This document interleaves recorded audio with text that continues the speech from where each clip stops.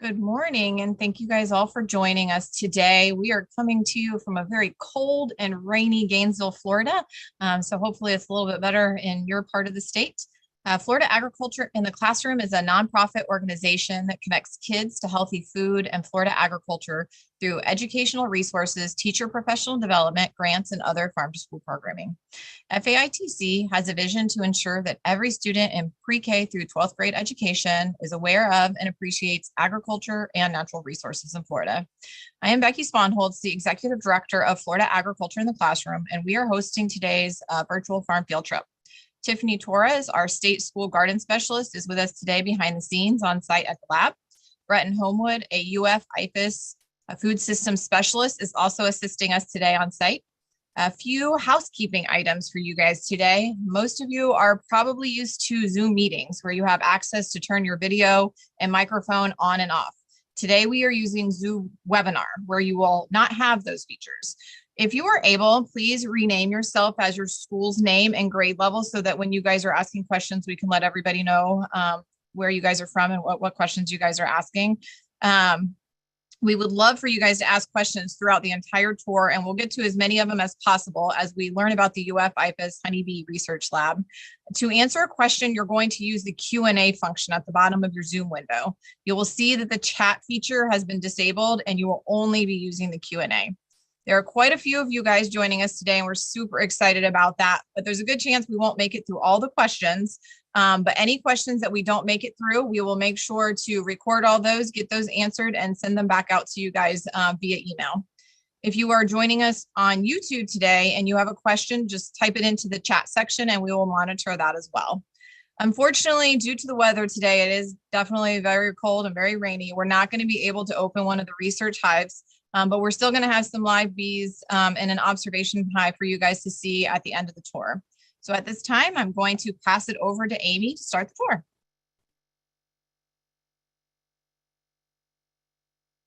University of Florida Institute of Food and Agricultural Food and Agricultural Services, Honeybee Research and Extension Laboratory. I am here with Dr. Tatiana Sanchez with UF IFAS Extension, and she's in Alachua County, and we are also joined by Chris Oster, who is our lab manager here at the lab. We're really excited to have you all here today. We have a very special facility, and here we talk all about honeybees. So as we kind of walk around, you'll see that all of the different colors in the building are yellow and gray and white, and so we all really just love honeybees. We're excited to show you what we do. We focus a lot on education, and we focus a lot on research, which Chris will discuss with you in just a minute. And we also do something called extension, which means that we answer questions from the general public and we provide education to the public. So hopefully you all have questions for this hour, and feel free to again ask those in the question and answer segment. So why don't we go ahead and walk into the classroom and we can talk a little bit more about honeybees, about beekeepers, and we'll answer any questions that you all have.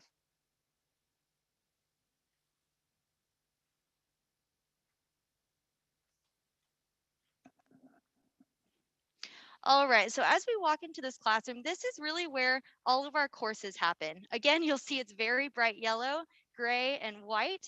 We love those colors. And as we start walking around, you may see little bits and pieces of art, and we can keep walking back towards the back of the classroom. I wanted to share and discuss with you all about some of the equipment that beekeepers use. And so it's really fun is if you actually look right behind me, we have this glass wall. Right behind me, you'll see these white boxes, and each of those boxes has something called a frame. And I'll show you what that looks like in just a second.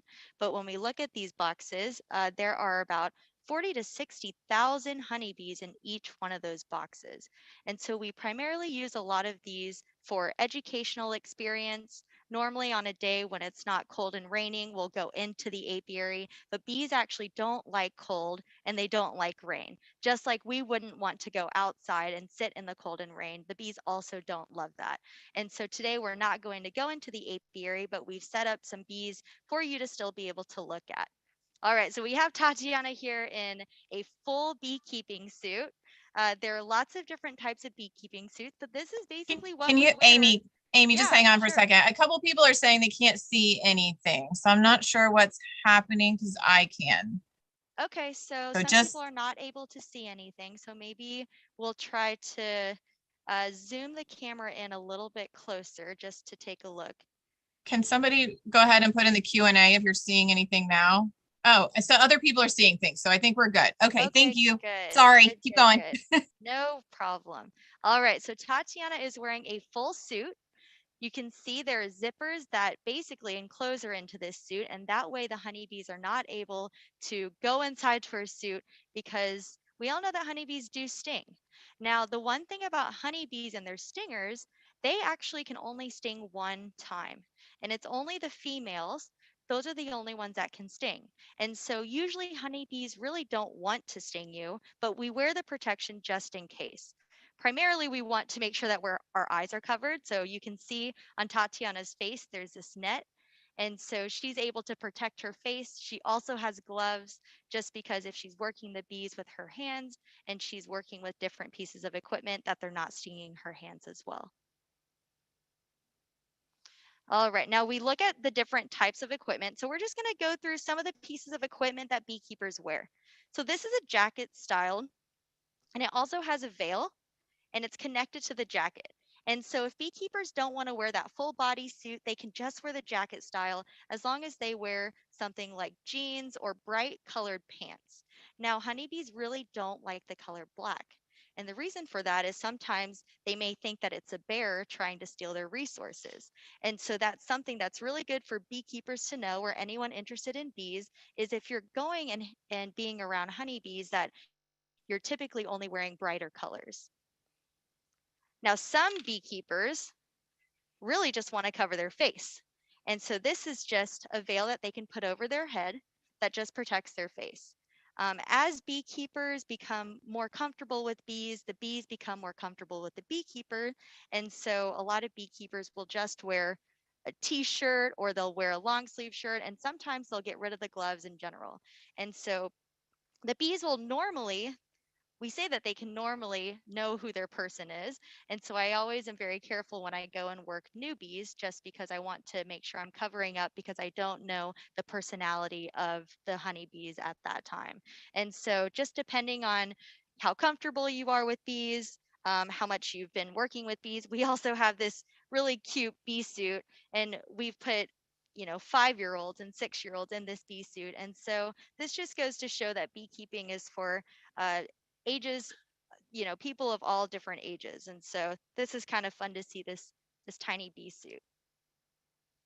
Amy, a question came through, and you mentioned that you are a little bit more cautious around bees that you've never been around.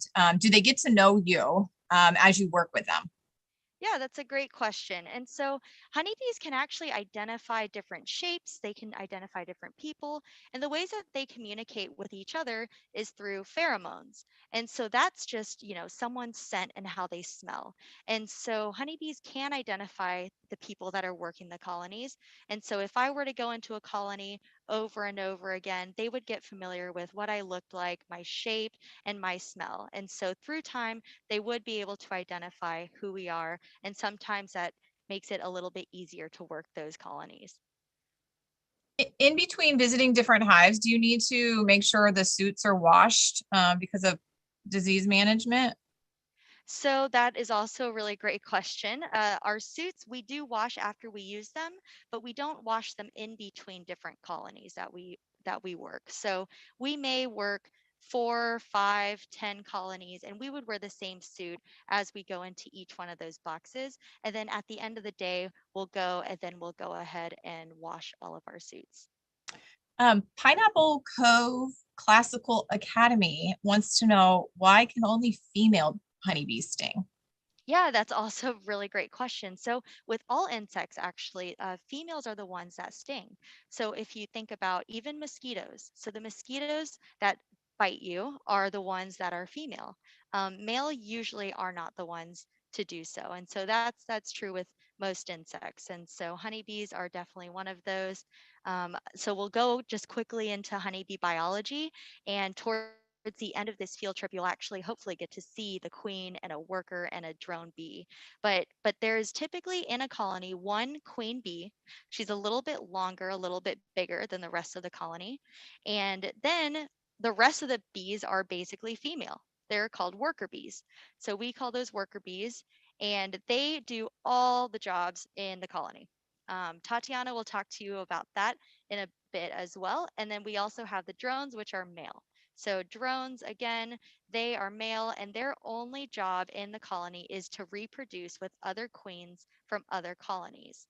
So out of those 3 types of bees, you've got 1 male and 2 females, and those females are all able to sting, and the males are not able to sting. So sometimes it's really fun because we'll go into a colony, we will grab a male bee, and we can hold on to him, and we have no issues because he can't sting, so we are not scared of him at all. A question came in, and I know you went over a little bit with sizing, but Lehigh Elementary wants to know how you can tell the difference between male or female. Sure, that's a great question. So the male is a little bit bigger than the female. He's a little round. He also has huge eyes on the top of his head. So you'll see 2 big eyes on the top of his head. What's really interesting and fun is that if you're outside and you see a flower and you see a honeybee on that flower, that is a female honeybee. And so the males do not go out, they don't collect any pollen, or they don't collect nectar, they don't collect water. Those are all the females. So every time you see a honeybee out in the wild, if you see one on a flower, it's going to be a worker bee, which is a female bee. All right. Okay, so we can go ahead and continue down looking at the different types of equipment that beekeepers use. So why don't we go ahead and I'll just kind of work backwards here. So this is that hive that I told you about. So this is actually where the honeybees live. They live in these boxes called hives. They're typically painted light colors and white. And in these boxes are something called frames. So I'll go ahead and pull a frame out for you to see. And in each of these boxes, there are 10 frames. You'll see that there's this yellow kind of piece right here in the middle, and this is called a foundation. And of course, with honeybees, we all know that honeybees draw hexagons, and that's kind of, an icon of what honeybees are, or a hexagon. And so when we look at this foundation, what the honeybees do is they take wax and then they draw out that foundation so that they can store all of their resources in there. And so honeybees go out, and when they're foraging for resources, they're looking for really 4 main things. So they're looking for pollen, they're looking for nectar, they look for water because they need water, and they're also looking for tree resin. So it's kind of tree sap where they use to basically take all of these frames, and they use that propolis, that tree resin, that propolis is what we call it, to glue everything together. And so when bees come back, they'll glue all these frames together. And so a beekeeper will come in and have to use something called a hive tool. So this is also something that beekeepers use on a regular basis, and they'll use this hive tool and they will basically use it to break these frames apart. So you can pull these out of the frame, you can pull the frame out of the box, and so we're able to work our way through the hive.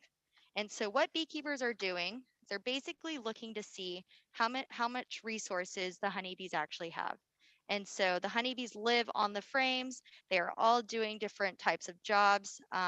And of course, with that one queen in the colony, she goes in, and what her job is to do is to lay eggs in that colony. And so we have one queen that lays all the eggs.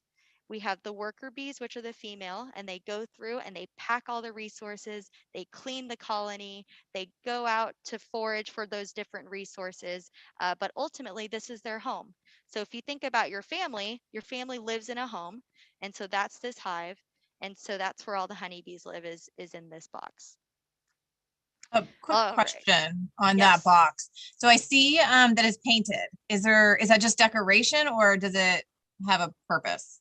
Yep. So this is painted. Beekeepers will paint it just for decoration. A lot of times, there has been research that have looked to see if bees can actually identify whether they can identify the art or different shapes. For us, it's just so that we have something really nice to show in our backyards if we have colony in our backyard. And we've gotten a few questions about how many bees actually live in a hive. So maybe one of those boxes.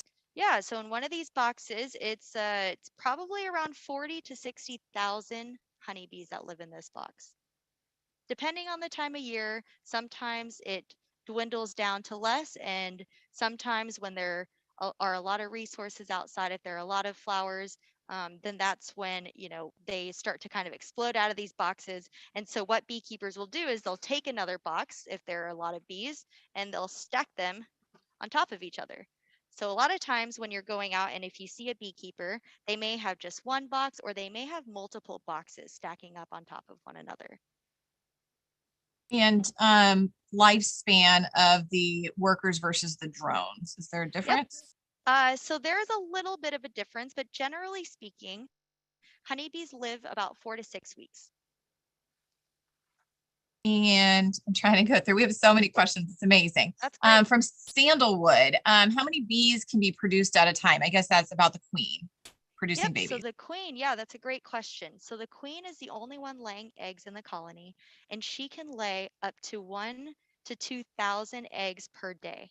So that's 1 to 2,000 babies that are emerging all at the same time. And so that's why the queen is the most important, is because if she's not there, then these bees are not reproducing. And so if the queen is gone, and if let's say a bee lives 4 to 6 weeks, if a queen bee is gone in about a month, those bees would all be gone. And so she really is important to make sure that she's laying those eggs so that there are always bees emerging, so that there are always bees in the colony. And so that's a really great question. There are a lot of beekeepers who, when they go into these colonies, all they're looking for is making sure that they have a happy, healthy queen. I'm excited for you all to see what a queen looks like when we start going through the observation hive. Okay, so here's just another, this is a frame, as I mentioned. So the other one you saw that yellow plastic frame inside of, and so this actually shows wax that has been drawn out. And what's really fun about this frame is that you can actually see dark wax and you can see lighter wax on this side.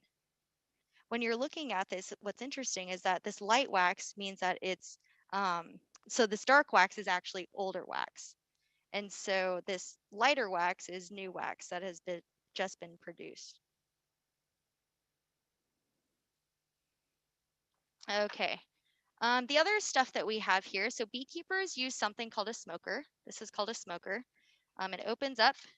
A lot of beekeepers will put either wood chips or pine straw, and then they'll start a small fire, and then they'll try to make it so that the smoke that comes out of it starts to be a little bit cool.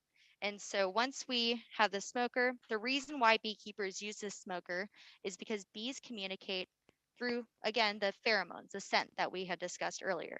And so when beekeepers use this smoker, what they're doing is they're masking that scent. Because when you go into a honeybee colony, they can release a danger pheromone. And so if you go in without using that smoke, sometimes one bee or two bee or three bees may say, danger, there's something happening, we have an intruder. And so beekeepers basically use this smoker so they can mask that pheromone. And so they basically, if a bee or two does that danger pheromone, the other bees don't necessarily know because we don't want them to feel like they're in danger. And so we use this smoker to basically mask that pheromone. Okay, the last thing we have here to show is something called a queen excluder. So this is really interesting because what beekeepers will do is they'll normally use this excluder to exclude the queen, exactly what it's called. The worker bees, so a lot of those female bees can go in and out of these holes. They're able to go through and they're able to walk back and forth. Now the queen, again, she's just a little bit larger than the worker bees, and so she is unable to go through these holes. So she has to stay in whichever box we want her to stay in. And the reason someone would want to do that is because she's laying eggs, which then hatch into larvae, and then they'll emerge as adults. Now, the other thing that honeybees are known for is their honey. And so we don't want the honey and the eggs or the larvae to mix with each other. And so people will typically put this excluder in so that the queen will stay down below And that way the bees can produce honey up top.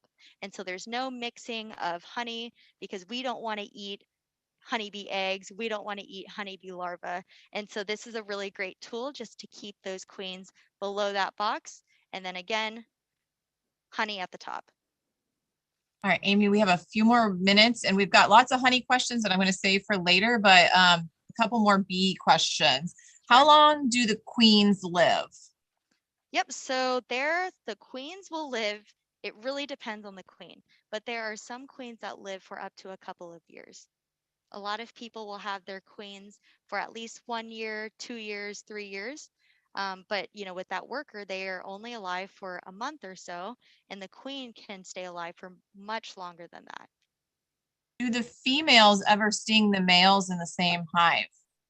That's a great question. So the females don't need to sting the male hives, the male bees, but what they do is they do kick the males out during the cold season. So especially if you live outside of Florida or even right now because it's so cold here in Gainesville, what the workers will do is they will kick those males out of the colony because all the males are doing, they're just using resources, but they're not really contributing and they're not really helping around the colony. So they're not cleaning, they're not tending to the babies, they're really just using space. And so the workers really don't like that. When it gets cold outside, there are limited resources. So what they'll do is they will actually push them and kick them out of the colony. So sometimes when we look at the entrance of a hive, we'll see drones, we'll see male bees just congregated at the entrance of the colony. And do bees sleep? Do bees sleep? That's a great question. They do sleep, yes. So actually, a lot of times when we're looking at the bees, we're looking at their activity because we're really excited to see them walking around the frames. We're excited to see what they're doing, how they're communicating, and their behavior with each other. The majority of the bees are actually just resting. And so bees will go out and when they're foraging for resources, they'll leave in the morning, they'll go out and forage for those resources, and then they'll fly back to their colony at the end of the day. So at night, the colony is quiet. There isn't anybody leaving the colony at that time, and that's really when they get a lot of their rest. Okay, one more question before we pass it over. What makes the honeycomb shape like a hexagon? Is there a purpose or? Yeah, that is also a really great question. So the question is, why is it hexagonal shape? And so bees have really figured out the best way to utilize space.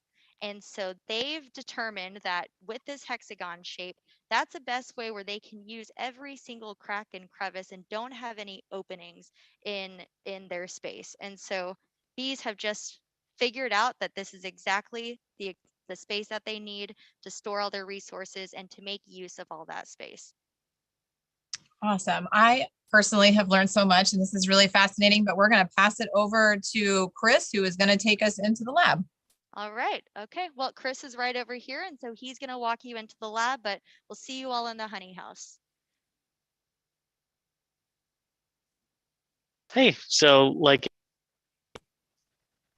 Amy said, my name is Chris Oster. I'm the lab manager here at the Honeybee Research Lab, and I'm going to take you to our lab and tell you a little bit about the research that we're doing. And while we're on our way to the lab, I'd like to point out that we have a very special facility here. People have donated antiques related to beekeeping. They've donated art related to beekeeping. And we're really fortunate to have a beautiful space to work in. So as we get a little closer down the hallway, we can see some of the research that we've done in the years past. These are some of the publications that have come out of our lab, and we're really happy to have so much great work coming from this space. These are some of the posters that we take with us to conference to highlight some of the research that we've done. When we want to show people what we've learned about bees, we take posters like this so that people can look at them and ask questions and see how we've done our research. And here's our lab space.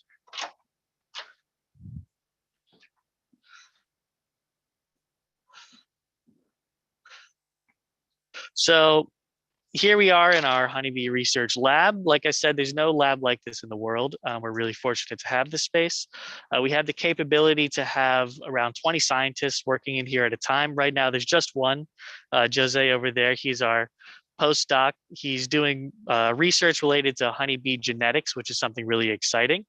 But basically what we do in here is we come up with ideas or hypotheses, and we start to make experiments. We use our microscopes, we use chemicals, pipettes, beakers, anything that you can imagine to start to test those hypotheses. And then when we can refine that idea a little better is when we take those experiments out into the field. We start working with bees in the hive, exactly. So we can sort of simulate a beehive in the lab using these small cups where we add a few bees. And if we want to test pesticides, or we can test viruses, or we can see how other things will affect the bees, how the bees will behave, we can do that here before we go into the field. So I want to talk a little, yes. Do you guys just study like the stuff that's happening in Florida with bees, or is it US wide or worldwide?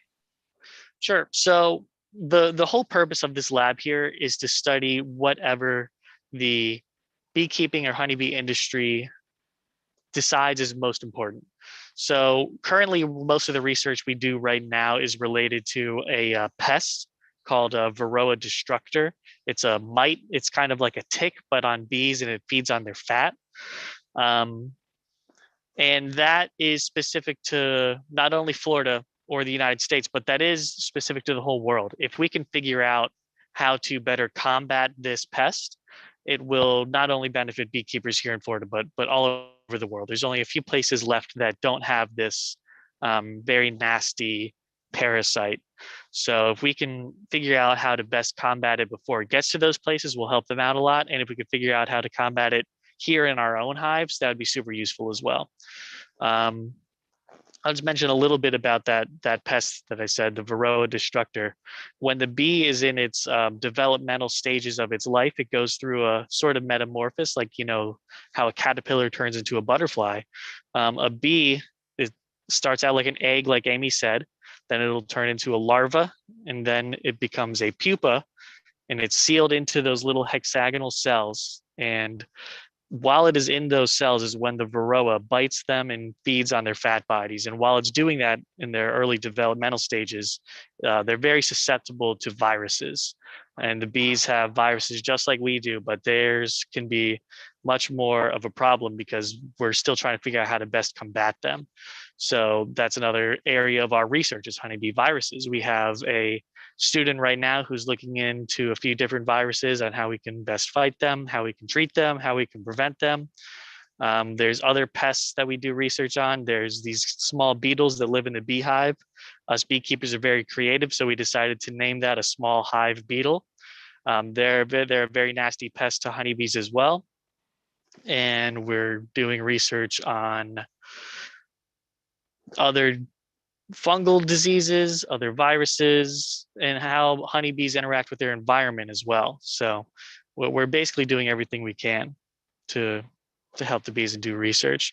Now would be a great time for some questions. There was a couple questions and statements just at the beginning when everybody registered. Is there anything that students can do at home or at school if they have hives to either stop the spread of the Varroa or protect their hives?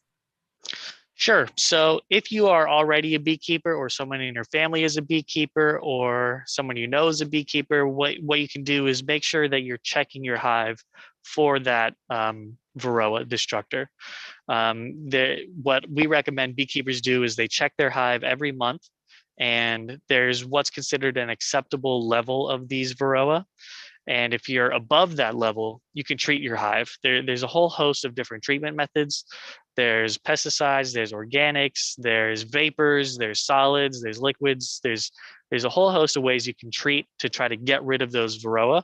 But it's something very difficult to do. You know, if you're trying to get fleas off of your dog, there's flea treatments. But you know, fleas are very different from dogs. You know, fleas are I don't even know what fleas are. I'm not an entomologist, but dogs are mammals, and I believe fleas are arthropods.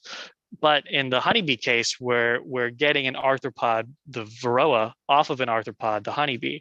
So we need to make sure that if we're using a pesticide, we need to make sure that it's very fine-tuned and very accurate, where it can harm the varroa without harming the bee. So that's another thing that we're doing here in the lab, is doing research on potential new treatments for varroa that are even safer for bees and even more harmful to varroa.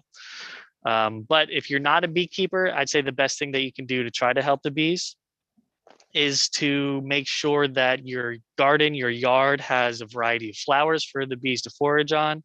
What I always tell people is that if they just stop mowing part of their grass and let the wildflowers come in, that's the easiest thing you could do to help bees, because you're even taking less effort than you already do. Just stop mowing part of your lawn, call that your bee sanctuary, let the wildflowers come in. You can get wildflowered seed mixtures and plant that for them.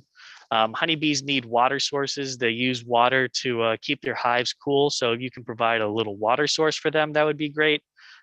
Something like a bird bath, but if you put some stones in it, the bees can't take in water while they're flying, so they need to sit and rest on something while they're drinking water.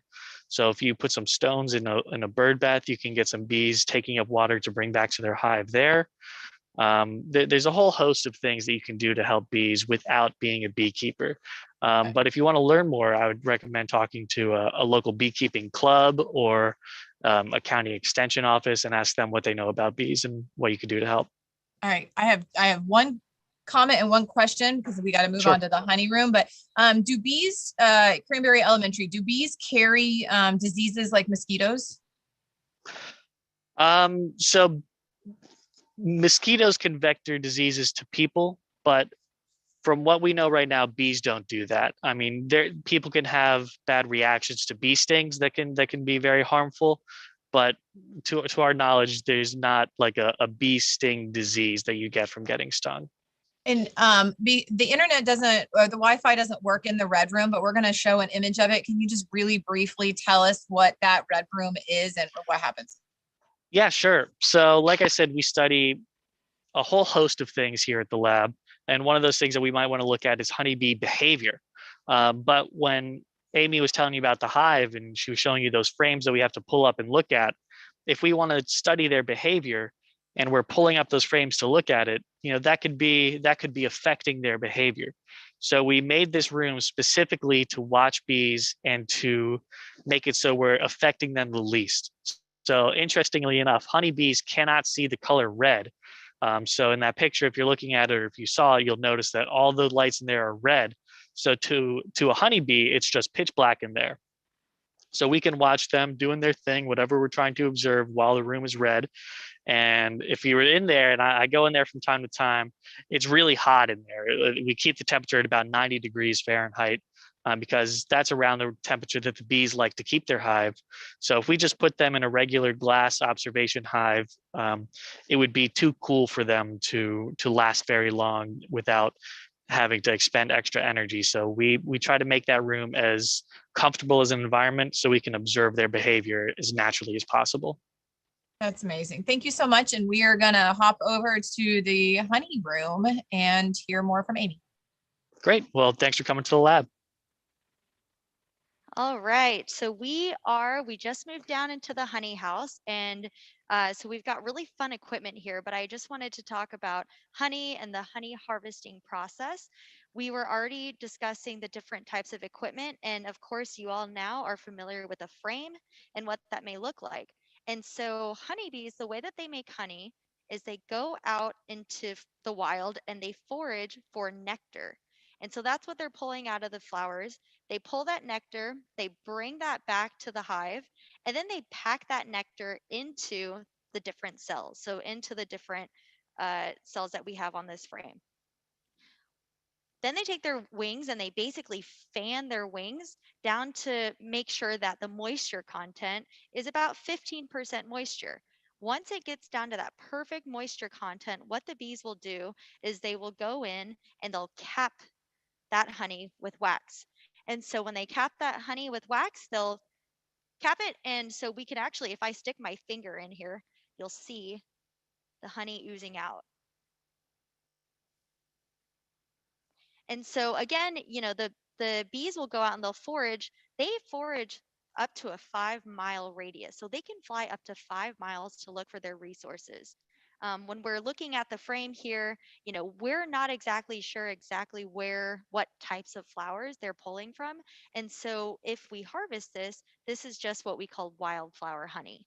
And so anytime you go to a supermarket, or if you go out to a farmer's market and someone is selling honey, you can ask them, what type of honey is that? And if they say, oh, it's a wildflower honey, that just means that we've gotten these from, we don't actually know where the bees went out to forage. And so they'll come back in and pack that nectar. Sometimes you'll see something that says citrus or orange blossom honey.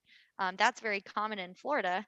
And that just means that primarily in that 5-mile radius, there was a lot of citrus growing at the time that the bees were able to pull that nectar, bring it back into their colony. And so beekeepers will call that orange blossom honey. And so what Amy. beekeepers will Oh. do, yes. Zellwood Elementary said, is there different types of nectar? Yep, so there are different types of nectar just based on the type of flower they're pulling from. So if you can think of a flower that has, I'm trying to think of another one, gallberry is something that people are very interested in. Citrus honey is something that they're very interested in. So again, with that citrus, they'll go out to the orange fields, they will pull that nectar, and it tastes a little bit like citrus. And so that's what's fun about honey is there are a lot of different flavors. There are lots of different varieties. And so anywhere bees are, if they can pull nectar, whatever source that is, you can usually taste a little bit of it in that honey. And how much honey does a hive bee make, or how much nectar or pollen does it need to make a specific amount of honey? Yeah, that's a great question. So one of those boxes that I showed you earlier, when they're completely full, let's say all 10 of those frames are full of this capped honey, that can weigh up to 100 pounds. And so that's a lot of honey. Now, as beekeepers, we do need to be careful because the bees eat this honey. And so what we're taking and what we're eating for ourselves is really just extra honey that the bees have. So we always want to make sure that when we're pulling honey from honeybees, that we're only pulling maybe half of what they're producing because we want to leave the other half there for the bees to eat. There's a couple of questions about the wax. Sure. And if the bees make the wax, or is there something else? Are they getting it from somewhere? How do they make that wax that caps over? Sure. So bees at a certain age will start to produce wax glands. And so that actually comes out of their abdomen.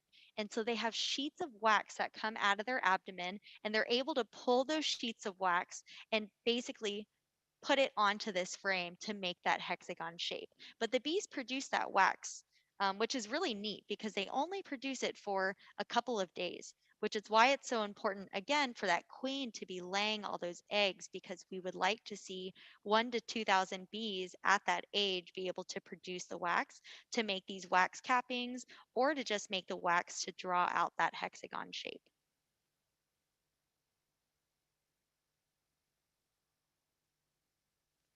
So I'm going to go through the process of the harvest, and basically what happens is this is called an extractor. So this piece of equipment is called an extractor. What beekeepers will do is they will take the frame and they will use a hot knife, or they'll use a butter knife, or they'll use some sort of knife, and they want to cut off that wax capping. So when they cut off that wax capping, again, I just showed you what that looks like. So as we start going through and pulling that capping off, you can see the wax in there. Once they're done uncapping all of those cells, they'll uncap both sides. So I'll show you the other side. It actually looks very similar. And this is when you know that this is ready for harvest, is when the entire frame is capped with wax. And so after you uncap it, what you'll do is you basically put it into something called an extractor. And so as I've put this in here, there's a crank on this machine. And what it does is it basically flings all that wax off, and then it flings all of that honey out. And so if I get to the point where I was strong enough to go ahead and turn that as hard as I could, the wax will fling out, and the honey will fling out of it. And then we have this little handle, at the bottom where the honey can actually ooze out. So if I opened this and if this was full of wax, I could open this up and put a jar right underneath it, and then you'd have fresh honey. Amy, do you have to do anything to the honey before you're ready to eat it?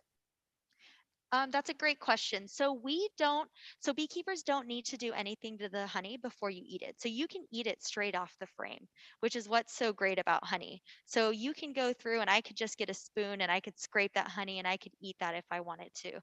Now, there are a lot of beekeepers out there who like to infuse their honeys with different flavors. So let's say I have wildflower honey and I want it to taste like blueberries. I can infuse and I can mix it with blueberries, and then eventually that honey will taste like honey, but it'll have a little bit of a blueberry tint.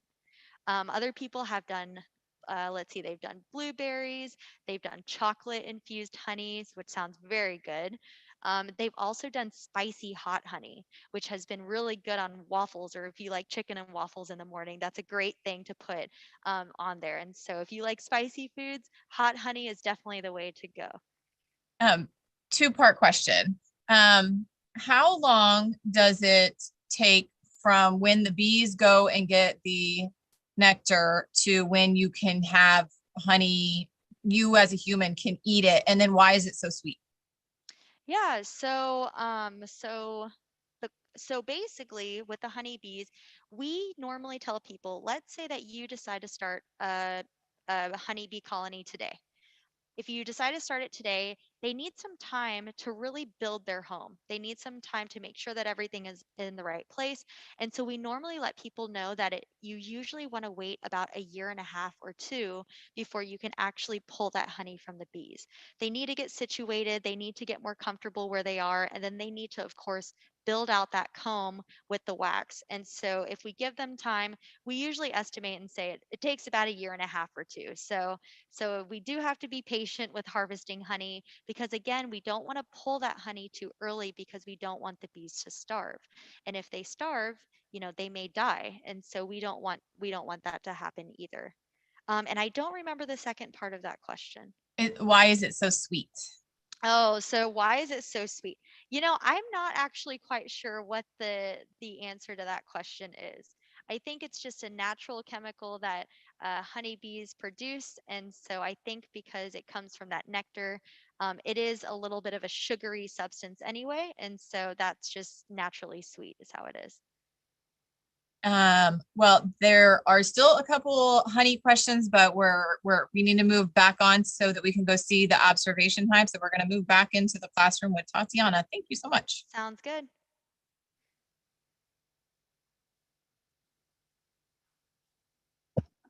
Hey,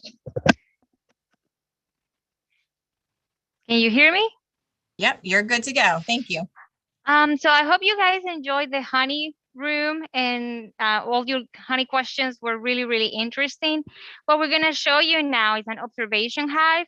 And the way that we put this together to give you an idea is out of a regular hive, we took 3 frames and then we stacked them up in this observation hive where we have glass on either side so we can observe the behavior of the honeybees. Now, honeybees in their hive, they keep a higher temperature. We have a room where we can keep them at over 90 degrees, so they will be warm and comfy. Here is a little bit chillier, so because it's kind of cold for them in here, they are burying the queen. The queen is back here. You can see her marked with a white dot. They're protecting her and they're keeping her warm. Typically, what you see with the queen is a ring of bees around her that are attending to her.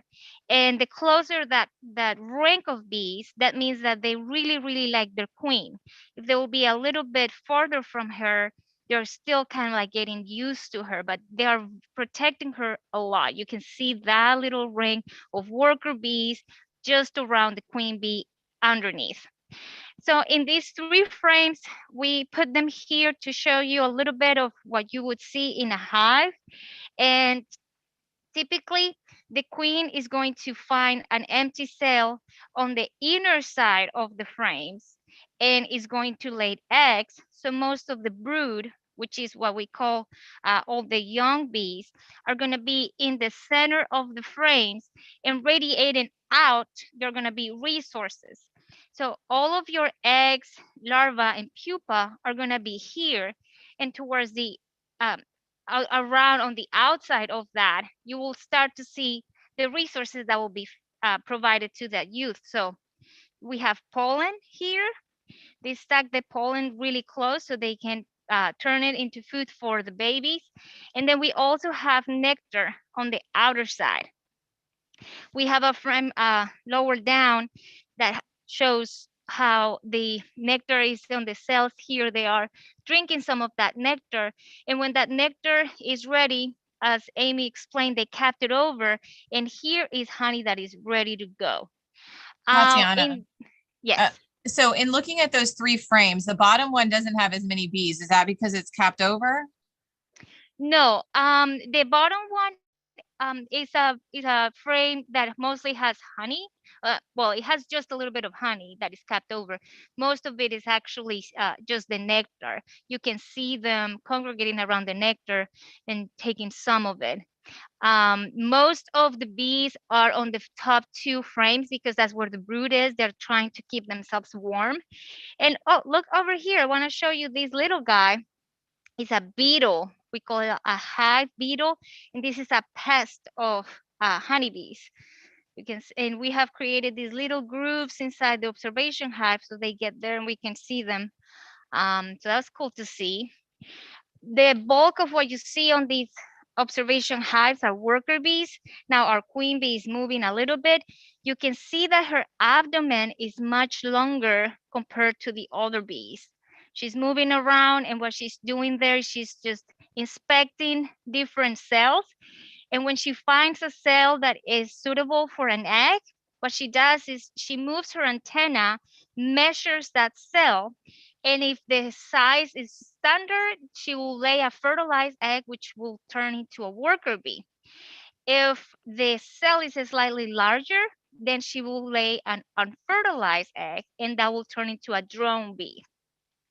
And that's what she does all day, just going around and checking for cells where she can lay eggs. Now, I want you to, Tatiana, what happens if that queen dies? Is there another one that comes in, and how long does that queen usually live? so the queens can actually live for several years, but in beekeeping, we encourage people to queen their colonies once a year at least. Commercial beekeepers may do that with more frequency, and you're just trying to keep that colony really, really strong. So you want that queen to be very, very productive. What was the other question you asked me? Sorry. I think just how long do they live, and what happens when it dies are the 2 questions. So, oh yeah. So when it dies, there's a couple things that can happen. If she dies and there is eggs on the colony, then the worker bees can draw with the wax. They can make what we call a queen cup, which is a larger cell, not like the ones you see here. It will look kind of like a peanut because, as you can see, the abdomen of the queen is longer, so she's bigger. So a queen bee requires more space to develop. So they will, I'm gonna make an example here, like out of this area, they will create like a bigger cell, and then what they would do is they will feed that when the egg comes out, that larva, they will feed her a little different than the other worker bees. And then because of her diet is she has a longer time that where she's fed royal jelly, then she can turn into a queen bee rather than a worker bee. So it's all in the diet. That is something that you can do if your queen dies. The other thing that you can do is to purchase a queen and introduce her in a cage. And why in a cage? So honeybees are smelling her sisters, and they communicate a lot through chemicals. And when you introduce a new queen, she's going to smell a little different. So you need to give them time to get used to her new queen, accept her. And so you don't want to introduce her and have the other worker bees attacking her. So you will introduce her in a cage for a couple of few days. And once they have accepted her, you will release her from that cage and she will go around, and the entire colony will then be taking in her pheromones. And that way they know and they accept that new queen. Queens take a little bit longer. They take, actually shorter. They take between 15 to 16 days to emerge. The one that takes the longer is a drone. They're fat. And then a worker bee takes about 21 days to be ready from egg to an adult.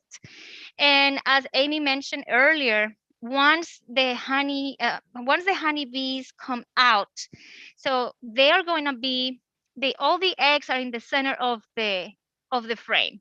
So the eggs turn into larvae and they're into pupa. When they're ready to go through their final stage, the worker bees cap them over. So all of those cells that you see cover, like you can see here, those are pupa that when they're ready, they're going to chew through that little cap and they're going to emerge as an adult bee. And then the first thing that they do, like good girls, they come back, they chew through the cap and they come back in and clean their cell. They leave the room clear so then the queen can come back and lay a new egg in there. And then you have other bees that are attending to them. The new bees are gonna be softer and they're gonna be they're gonna look like if they were wet, like all their hair is kind of like messy. And then as they get older, they're gonna take on other tasks in the colony, not just cleaning. They're gonna become nurse bees. They at some point they're gonna be guard bees that are gonna be at the entrance of the colony. And then they're gonna help with ventilation, cleanup, and towards the end of their life, typically what they do is they start foraging, which is one of the most risky tasks in the colony. Tatiana, this is super fascinating and we still have questions, but we are about out of time. So one last question before I would close. We had a couple people ask why they were yellow and black. Is there a reason why bees are colored the way they are? That is a very interesting question. I don't know the answer to it, but it's interesting that different insects have that same choice of color. So you have some wasps, you have some flies, and you have honeybees that resemble these colors. But maybe part of, and this is just me thinking, their coloring, if a bird goes to eat a wasp or a honeybee and the predator identify those colors and they get stung, that means like danger to them. So by them looking similar, they are all signaling to the predators, don't eat me, I don't taste good, or I can actually hurt you. That might be part of it. But the reason why specifically black and yellow, to me, it's probably just the signaling for predators. That's a very good question. It was a great question. I love tape questions because they're just things you don't think about. So for anybody that is near the Gainesville area, do you guys do trainings, tours, school visits? We have for honeybee in particular, not necessarily the university has bug camp, but that's for all insects. It's great. You get to learn how to catch insects, how to mount them, understand their ecology a little bit. I am not completely sure the honeybee lab has like a kid dedicated space for honeybee education, but either 4-H or the bug camp is where I would direct kids to learn more about honeybees. And I'll go ahead and chime in as well. So we here at the Honeybee Research and Extension Laboratory, we do public tours once a month. So if you're interested in coming to tour the facility as a classroom, or if you want to bring your parents here, we have that on our website. So our website is ufhoneybee.com. So you can just Google University of Florida Honeybee. We have lots of different classes. We have fun project books, and we have lots of different resources for you all. And we'll send you guys a follow-up email with all of this and the answers to your questions. And on top of them having a great website, they have a fantastic Facebook page with amazing videos. So thank you guys all for taking time with us today. And I hope you guys learned as much as we did. And we appreciate you all being here.